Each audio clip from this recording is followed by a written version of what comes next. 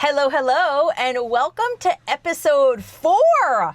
Episode 4, yes. right? Yes, it is episode 4. Whoa, of coworker conspiracies, and I feel like every episode Ty gets more and more annoyed with conspiracies. Well, it's because none of them make sense. I want them to make sense. I want to believe in conspiracies. Yeah. You just put me in a bad spot.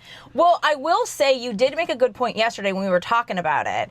And you were like, but you need some kind of evidence. And I have some kind of evidence, but it's not as, like you were saying when we talked about the Jason, Kelsey, Brandon, Graham conspiracy. Yeah. Which we'll touch upon that in 1 second because I feel like we helped him be on New Heights. I don't believe that. I don't believe that that's what happened at all. So that was, the conspiracy there was that something happened because it was strange that Jason Kelsey didn't go to the retirement, but he didn't acknowledge it, and then Brandon didn't recognize him. So there was a lot of evidence. You know what I mean? That's kind of what a conspiracy is. I don't believe there was a lot of evidence. No, but you're saying to be a true conspiracy, there has to be some kind of evidence, right? Yes. And so even like last week when we did like Bryce Harper doesn't do charity, the evidence is he doesn't do charity. Public charity. Public charity. Yes. This one is more about my gut feeling. Now, there's some evidence of interactions and things that I've observed. Okay. But it isn't as much as the other ones. All right. But I will say, let's scoot back for 1 second because we did have the whole episode on Jason Kelsey and Brandon Graham. And then last week, what happens, Brandon Graham gets an entire episode of New Heights. Right. A whole episode dedicated to him. That's one way to look at it. You know, there's another way to look at that. Is what? That all along, that had been scheduled in advance once he knew it. And rather than give it away for free, you do all the flowers and all that stuff on a podcast in which they get paid millions upon millions of dollars to do. That's the other conspiracy theory, that why would you do it for free when you get paid to talk about things and it fills up a whole episode? Good point. That to me makes a lot more sense than them having some sort of issue. Good point. And I want to look at it as that they saw our podcast and said, wow, Ty and Nicole are on to something, we better have on New Heights. No, that would be great. And I hope you're sharing the podcast and sharing the YouTube with a friend. That's all we ask is for you to tell a friend. But tell a friend to tell a friend. And then we'll all be good. So, but this week's conspiracy theory, I have issues with on 2 different levels. 2 different levels. So, Nicole, what is this week's conspiracy theory? So before I lay out the biggest, flattest conspiracy theory, we have to talk about, I would think one of the biggest topics in Philly sports this week, besides the Sixers season being over, is the fact that the Phillies are kind of melting down. Well, that's overstating it quite a bit. Okay. Well, melting down. Okay. Melting they're not. Down. It's early April. Melting down. Okay. And they're above 500. They're not playing. The last couple games haven't been as good as we wanted them to be. Okay. Okay. Can I say that? Yeah. Okay. I think you should just keep it on the 2 people. I think including the team is a mistake. Okay. Good point. So the biggest topic has been, what is going on with Alec Bohm and Brandon Marsh? Why are they playing so poorly? Why are they playing not only the worst players on the Phillies right now, but in baseball in general? You know, they're pretty low on the totem pole. Yeah, no, Marsh is right now the worst player in the majors. Yeah. And you shared the graphic. Remember, he was down at the graphic, and I said he needs to be careful. He's going to be right off that graphic, and then bam, off the graphic he goes. Yeah, because he had another bad game. Right.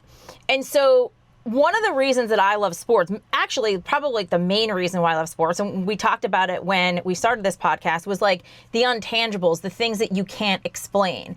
It's the woo-woo, it's the juju, it's the je ne sais quoi. You love sports because you like the statistics and you like... No, I don't like the stats. That to me is you can learn that without knowing the game.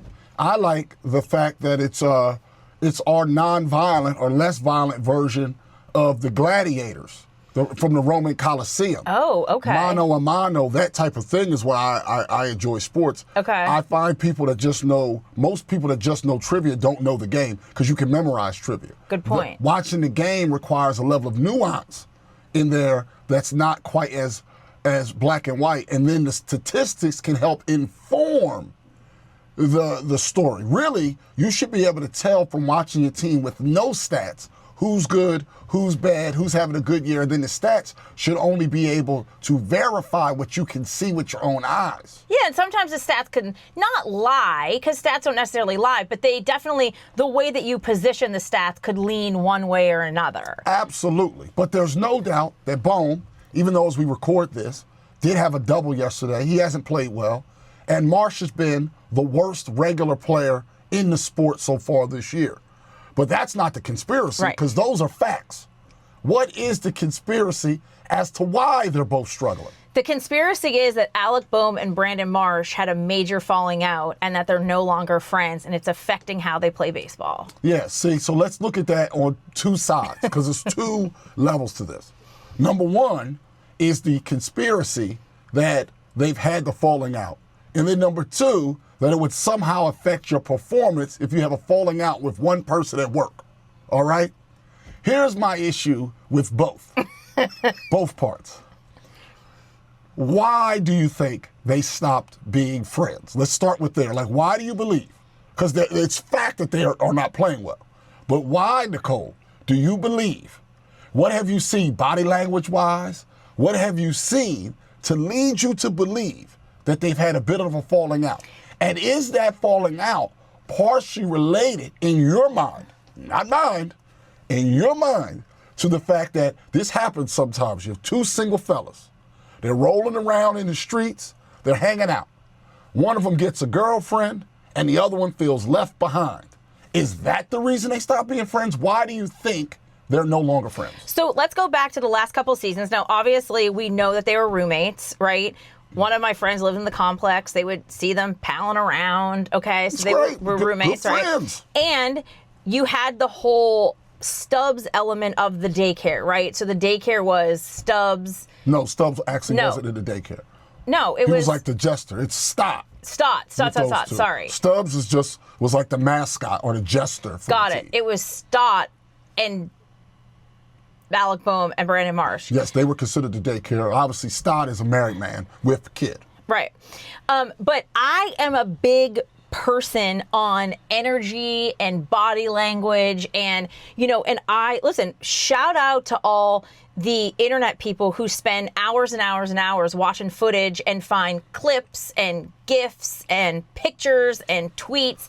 And that shout out came from Nicole. I don't shout y'all out. I find y'all to be mad weird. But go ahead. I just say I appreciate. It's like the Swifties, right? Like they have so much info. I don't appreciate that. I then consume the info and I'm able to talk about the info. But some of the info isn't real with the Swifties too. That's why you like it. You're using information, I think, incorrectly. Okay, so they just say stuff, and some of it's real, some of it's fake, some of it's connected the dots. Some of it there's no dots to actually be connected. It's just stuff. And you enjoy that stuff. Well, I like to see what's real. I like to be a bit of an investigator. You know what I mean? In fact, I'll tell you this really quick. I'll tell you this really quick story. So one of our coworkers, right, our chief engineer, shout out to Don.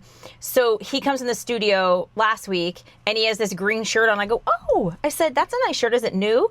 And he said, no. I said, I said, are you sure? And I said, usually wear black. And he goes, he's like, yeah, I always wear black. He's like, wow, you're really observant, aren't you? So I'm just an observant person. I'm always picking, and I've always been that way since I was a kid. It's annoying to some people. I'm not saying that I'm not annoying. You know what I mean? I didn't speak to any annoyance. Yeah. But I'm just saying, like, I am very self-aware that people are like, all right, cuckoo lady. But I've had so many instances in the past where people thought I was crazy and then it all came true. My point being is that if you look at the last couple seasons, the body language and the interaction between Alec Bohm and Brandon Marsh has been exponential BFFs. They are BFF-ish? Yeah. Or just they were BFFs. I mean, they're always. Oh, I mean, if they're living together and things, yeah, okay, I can go with you. They were friends. They're yakking it up on the field. They're touching. They're hugging. They're throwing water. Which that stopped this year. Right. No, because they're trying to act like adults.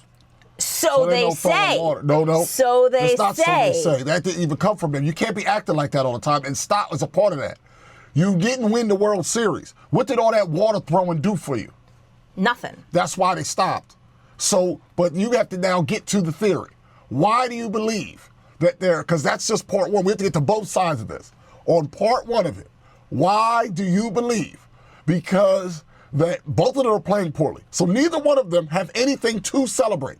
So because you, with your own eyes watching games, have not yet seen them celebrate. They don't even interact. They stand apart. What do they interact? What they interacting for? They stink. Well, if you're not playing well, I don't want to interact all the time. They both right now are playing terrible. They're both batting under 200. Why? Why would they? Because they're You don't think it's a slump. weird coincidence? You think it's just a coincidence that they're both playing bad? No. I think it's exactly a coincidence, but I'll go a step further.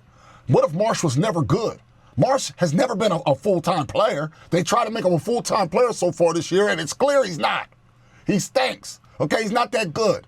All right? In the case of Bohm, he was having a great year last year till August. Then he stunk in August, stunk in September, and stunk in the playoffs. Then they tried to trade him in the offseason. Those weren't trade rumors. They tried to trade him. No one wanted him. Nobody wanted him, and that's why he's back and he starts the season bad, likely because the fact that they tried to get rid of him is up in his head. To me, that feels way more likely than, oh no, we're not friends anymore, so now I stink at baseball. I just don't believe that would be the reason. Why couldn't it be the reason they're not all jovial together is because they both stink so far. There's nothing to celebrate. But you should be leaning on your friend. If you're really that good of friends with people and you're going through something, you lean on your friends. In front of cameras? Energy. Why couldn't they talk off? Well, how do you know they don't talk in the clubhouse away from cameras? The energy is still there. And somebody who's very close to the team flat out said, yes, they had a falling out. Yeah, and what if the falling out was simply just a part of natural maturity? You see, I don't know how you used to hang out, Nicole. I don't know, okay? I don't like to ask those kind of questions with a live microphone. But I can speak for me. I used to hang out with a whole group of fellas. We would go to the bar every Friday and Saturday. We would close the bar 2 nights a week at one time, all right, for years at a time, all right? My brother and I were roommates. It was the greatest. Then we'd have the after party till the sun came up after at the apartment. And you know what happened at some point? Right around the age they are, I stopped doing that because I had to grow up. In the case of Bohm, he's 28 years old now. In the case of Marsh, he's 27 years old now. Perhaps it was time for Bohm or Marsh, or really in case both, to stop palling around all the time, and maybe the falling out was just a simple thing of, we're growing up, we grow apart for a while, but eventually everybody gets caught up. Like if you have a friend group that gets married, they don't all get married at the same time. What happens is one gets married, then another one gets married, then another one gets married, and then you all end up in the same spot. So one got a girlfriend, the other one's still in the streets. If I'm a streetsman, if I'm in the streets, I don't want to hang out with the guy that's got a girlfriend, but that doesn't mean I hate him. It just means we can't hang out because I got to deal with a girlfriend and you're back in the streets. Why does it have to be more than that, Nicole? Why is it more than that? Because it's never that simple. It's always that simple, almost. It's almost always that simple. I mean, are you still friends with any of those people? Yes, I'm still friends with all of them. I just don't hang out with them all the time anymore. But we're still friends. But I think everybody just seems that you just get over it. Some people are more sensitive than others. Some people get upset, and there's just no way that it was just Alec Bohm got a girlfriend, so it's fine. Like, there's something that happened to make them not want to interact anymore. I don't know if it's not want to. Perhaps, since it's public, we can talk about that part. It's public that Bohm has a girlfriend who has some notoriety and some publicity behind her. Therefore, his actions now would be a reflection upon her and her budding career. So perhaps she made a slight suggestion to not be in the streets all the time with your buddy that's always in the streets. And what if it's just that? Because that's the normal thing that happens. See, this is why I don't ask these questions. I don't know what your friend group is like. I don't know what y'all do on the weekends. Y'all might still be in the streets. No. Or none of y'all are in the streets? Nobody's in the streets? It feels like in your crew, there will be people still in the streets because you're not married. Non-married people are still in them streets. No, because... You're going to tell me there's no street element? I find that hard to believe, Nicole. No, because I'm not a streets person. Well, hold on. You have talked about how picky you are. Yes, so right? I can't No. How are you going to find your person for the long haul for 2025 and 2030 and 2035, etc., if you're not out in the streets meeting them? How you going to find them? You can find him in the house. He'll slide into my DMs. Yeah, see? This is what I'm saying. He'll come. I'm out and about all the time. I'm just not. I'm not a drinker. Need to add a street element back in. But I'm not a drinker. You'll see I don't. Why Stot's not in the streets because he's married, and how Bohm has recently left the streets. Yeah, I don't want to be in the Marsh streets. Alone in the streets, and maybe that's the whole quote falling out is, hey man, you want to go out Friday? Sorry, I can't. I got to hang with my girlfriend. And then as soon as Marsh gets a girlfriend at some point in his life, he's not going to be a Rolling Stone forever. You don't know that. You know why I know that? He's not a good enough baseball player to be a Rolling Stone forever. He's not getting these women off his looks. He's getting his women off his notoriety. Well, that's about to go away. He's this close to being in the minor leagues. Right. He's not getting no women down there, so he'll be humble. Listen, Lehigh Valley might be eating that up. Yeah, those bus trips and stuff. Like he's going to go from taking all these fancy planes and playing in the World Series. He is literally like a week away from being down in the minors taking buses. He's very close to that. That will humble a man. Right. And that will take you right up out them streets. All of a sudden, he'll be looking for a shoulder to cry on, and then that's when he'll find the person. That sounds very normal. This is what happens in life all the time. Yeah, but my thing happens more often than yours because you still can't even find the root of the falling out. Yeah, because we don't know what it is. It could be something that's... And we don't know if there was a falling out. That's the other part. We're not sure. I've heard from somebody very reputable that there is. I know who that person is. I don't know if they're that reputable. You don't think? I don't think, no. That's why everything that person says, I put through a filter. I don't just be repeating what that dude says because it's risky. Right. So I'm not repeating it. I'll repeat none of it. I don't trust it. In fact, I usually think the opposite until someone tells me otherwise. But we'll go with it. All right, let's pause that part for one moment, and then we're going to come back to it. Let's say you're correct. Okay. Let's say I just say, you're right. Those guys are no longer friends. But I stop there. Why would an adult person, you're an adult, I'm an adult, I'm kind of an adult, why would a falling out with a friend, one person, make you not suddenly unable to perform your profession? Because I think, first of all, they're young. They're still under 30. And I think that... Yeah, but they're not young for pro sports. Correct. See, that's the thing. But you're equating some different things. They're in their primes physically. But not emotionally. But here's the thing. Whether it was Bryce Harper, who was married and had kids by then, whether it was Kobe Bryant, I'm saying Michael Jordan, you go throughout the years of history, go back to Joe DiMaggio, guys that age are not considered young for that profession. Just like if you're in the military and you enlist at 18 out of high school, if you're 28 like Bohm is, you're not young anymore because of all the things you've been through. So I think that they're young for life. Correct. But they're not young for that profession. So why would a friendship falling out? You don't think that any other of these top athletes have ever had a falling out with a friend? Kobe Bryant publicly had a falling out with both his parents. And he still was an all-star every year. So why would the falling out make these dudes suddenly be unable to do their profession? Because like we've talked about before, is that I do think the mental and emotional part of the game is so significant, and it's very individual based. Like we even talked about last time about, you were like, Michael Jordan was a terrible person, but he still won 6 rings, right? Yes. Sometimes there are some people that their brains are literally wired to be a gladiator in a sense, like you just said, right? So it's like, obviously Kobe Bryant had that wiring where you are able to compartmentalize, you are able to separate personal and professional and emotional and physical. There are those people. I mean, my therapist talks about it all the time, that there's 5 factors of people's personality, and it stands for OCEAN, that's the acronym. So O is openness, and everybody has these qualities, right? Yeah. So O is openness, how open you are to people, places, things, environments. I'm not open to people. The rest of the stuff I'm open to. Okay. C is conscientiousness, which is how emotionally intelligent you are, how aware you are to surroundings, to people, to what's going on. So people who are like adrenaline junkies, really low on the conscientious side. People who don't think about others, really low. I'm extremely high on the conscientious side. I'm in the middle there.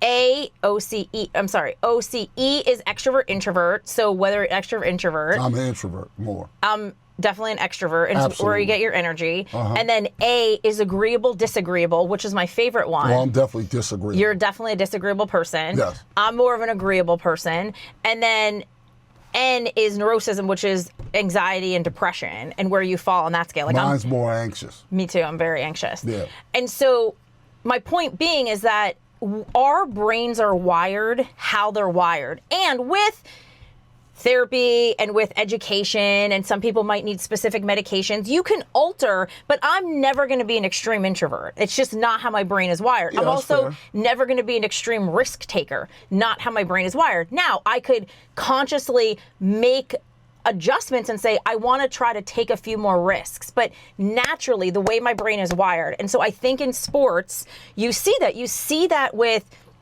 people who it's the mega athletes that get the ball with 1 second left and are able to be that champion because it's like their brain is wired that way. But I also think on the flip side, you are right that in their profession, they're in their prime, they're headed toward the other side of it, but it's still your brain development and your frontal lobe and your emotional intelligence and how you handle people, places, things, environments, situations. That has to do with you're still fundamentally 26, 27, 28 years old. Not 26. Okay, 27, 28 years old. Yeah. So sometimes there are factors besides what's going on the field that absolutely contribute to what's going on. Some people are able to compartmentalize. Well, there's the part that the other part is every single person, except for maybe 1% of professional athletes that get there, they get there because they're wired a certain way.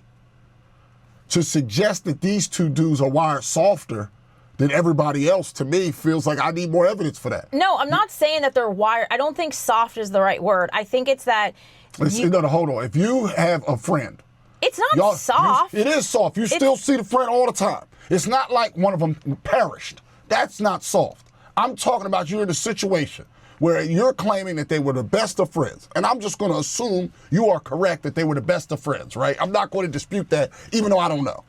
Like, I'm going to say sure, right? You're assuming that they had a falling out. I'll even meet you there for this sake of argument. But how are you going to have a friend that you still see, and all of a sudden, because you have a falling out with a platonic friend, a friend that you see at work, even if that friend becomes your best friend, even if that friend becomes your best friend, you still see the best friend. You know that, like, you're okay physically, they're okay physically. You can still, because if you care about somebody. Because you're hurt. No, but here's the difference, though. If you have a falling out with your best friend. I did. This happened to me. Me and my best friend Joe, when I worked at Q102, he was the marketing director and I was on the air. Well, where's Joe now? Are you comfortable saying all this? Oh, yeah. Did you guys patch it up? Oh, yeah, we're fine. I mean, he drives me crazy every day, but we live in the same building. All right, well, go ahead. Oh, yeah, I mean, we're like siblings, kind of. How often did you see him Every after day. the falling out?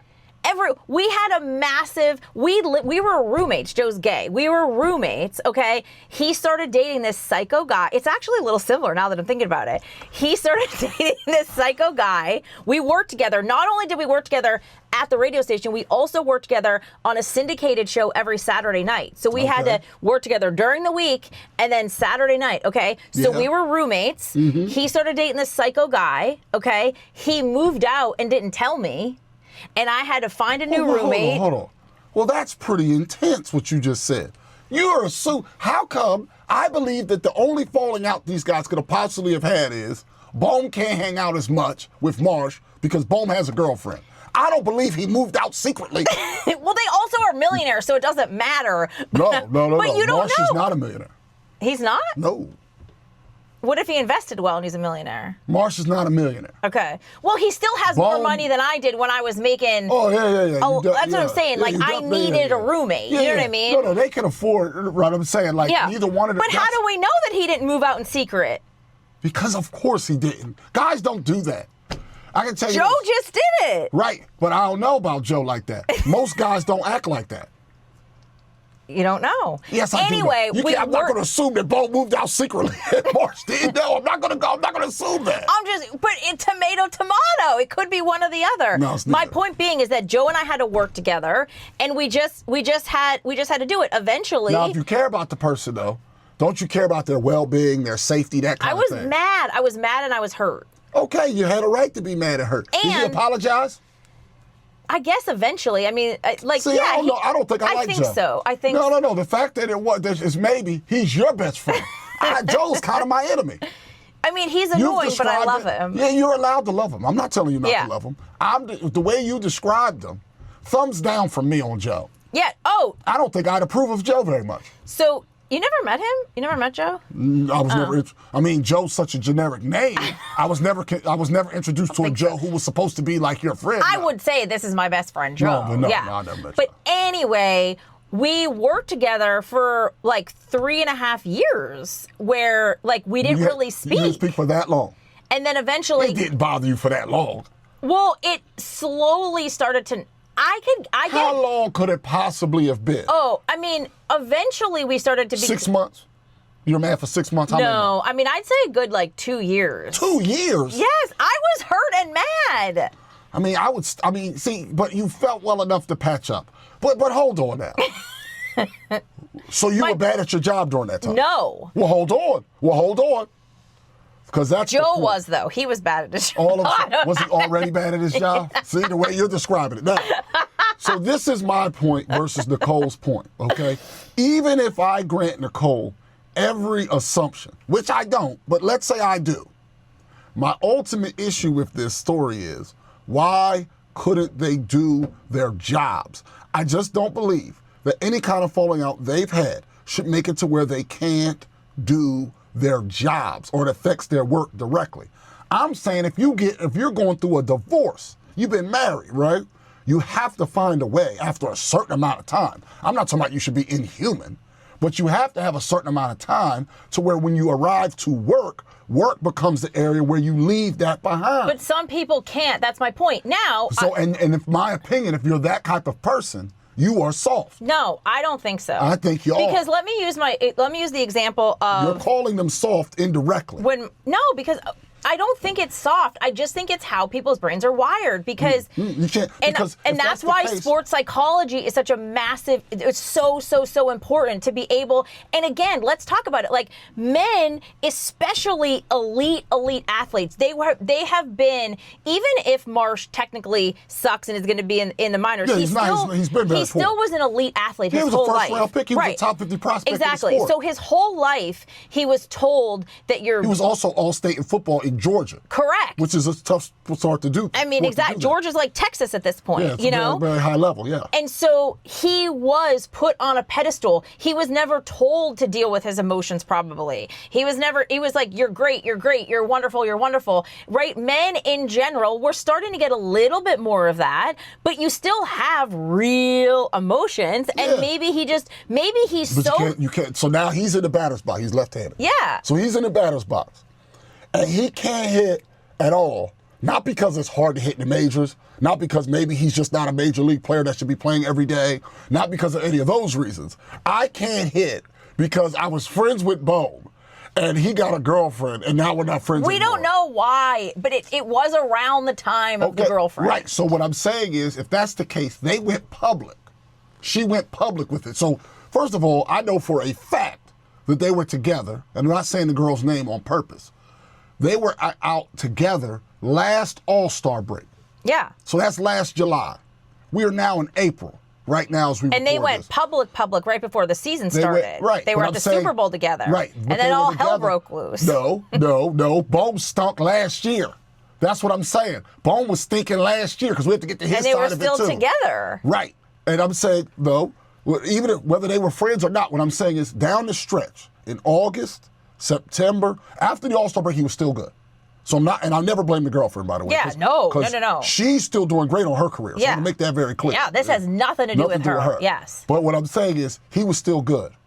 Then April, he got bad, talking about Bohm. Then March this year, they decided to say, hey, you're gonna be an everyday player. And he has not responded well to that at all. At all. He's been horrible, okay? Horrible. I don't think he's an everyday player. I think he has a role in the majors as a platoon player, but not as an everyday player. I don't think he has it. I don't think he has it to do it. But you're telling me that if it was over the girlfriend, if it was, that started at least last July.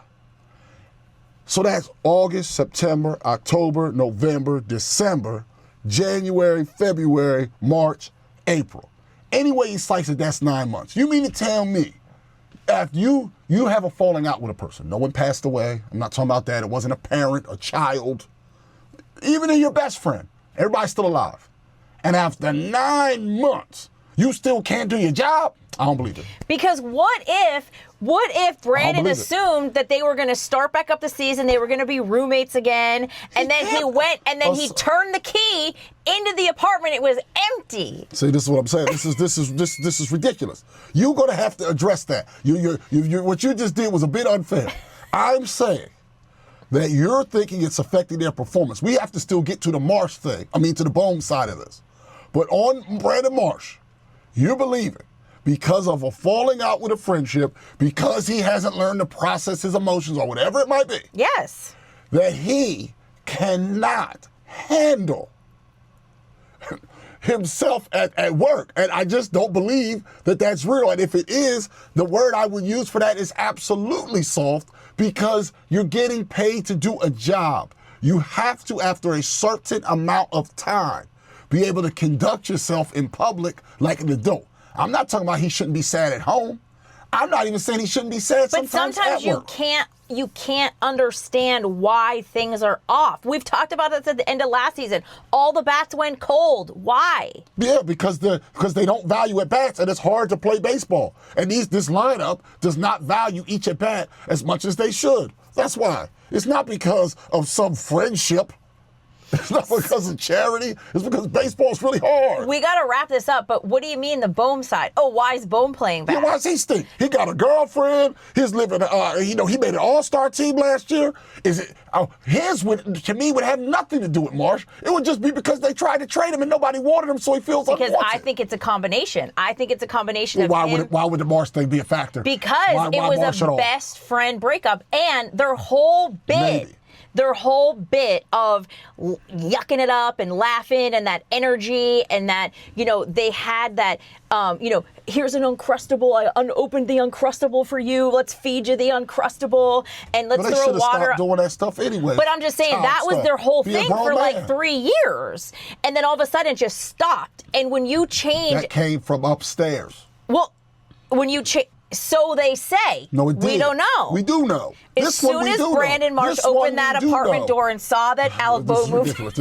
No, we do know that this one. In all seriousness, we do know this one.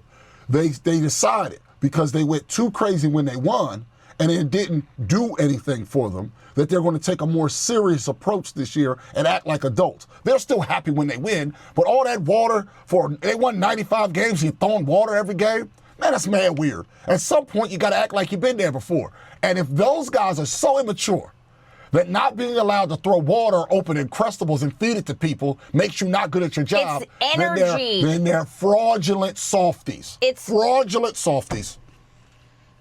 I don't think soft is the right word. I just think that there are some people that are able to compartmentalize differently.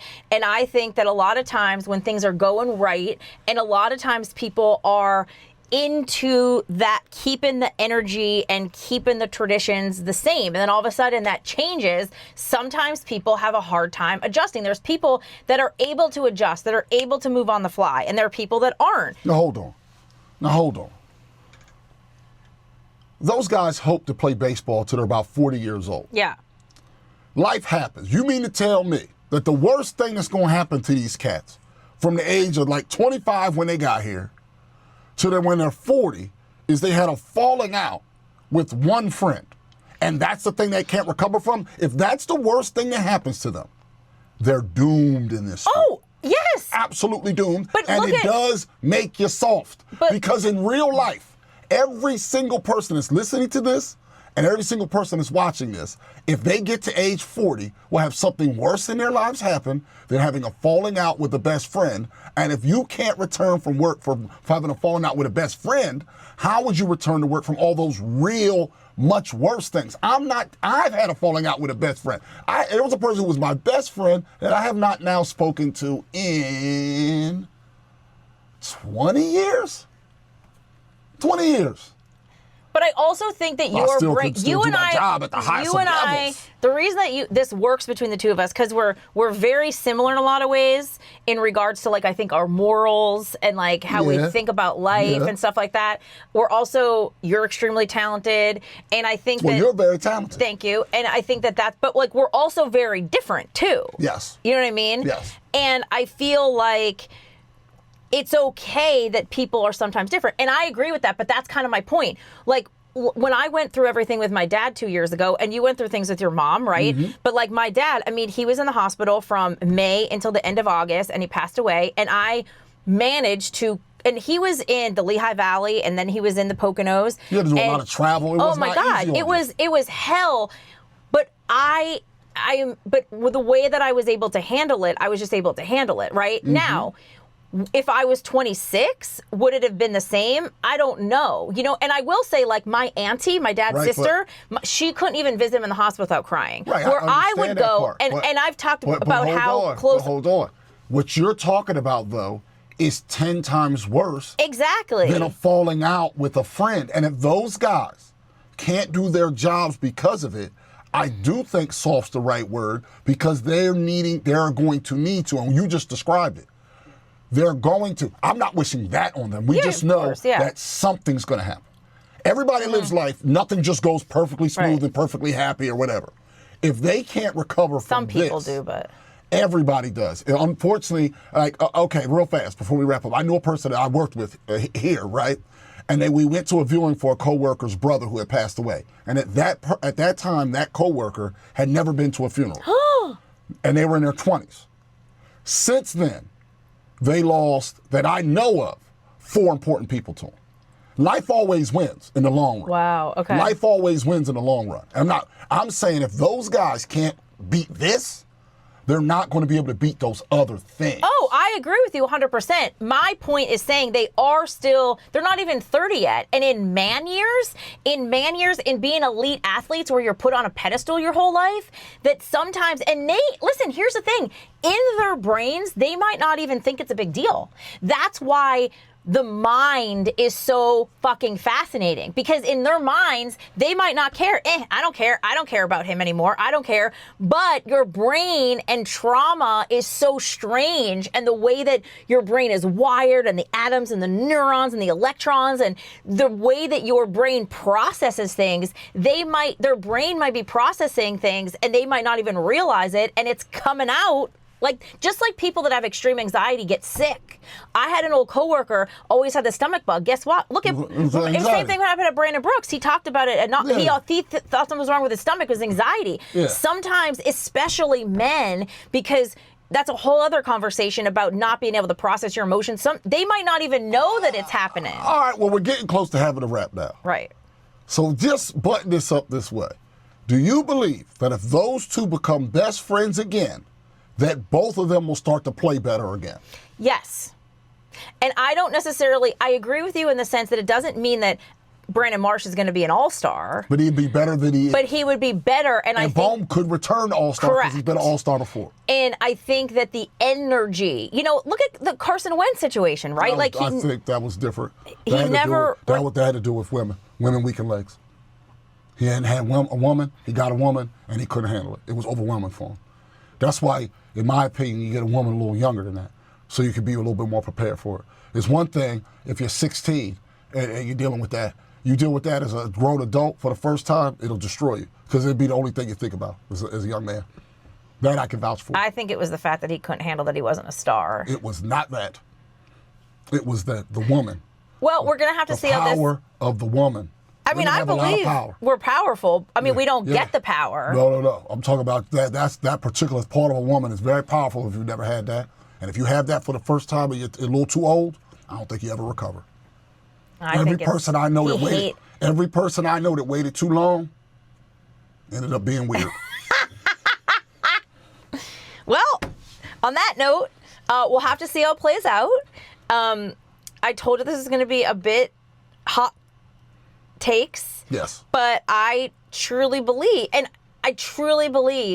it's not a coincidence that both of them are sucking together. Okay. And I believe that it is a coincidence because one isn't that good and one isn't that tough. That's why he doesn't hit home runs at 6'5". Anyway, that is our time for episode 4 of Coworker Conspiracy.